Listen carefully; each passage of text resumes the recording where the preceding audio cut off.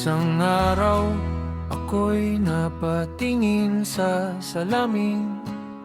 Aking napansin mga kulubot sa mukha ko. Medyo halata na rin, biglang tumayo. Medyo nahilo, sabay sakit ng tuhod ko. At biglang pumasok sa isip ko, nagkakaedad na rin pala ako. Grabe, ang bilis ng panahon. Ang 10 taon, para lamang kahapon.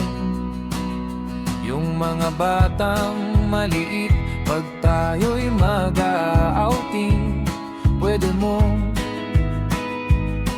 kandungin. Ngayon mas matangkad pa sa'yo, mga mahal sa buhay na dati nating kasama.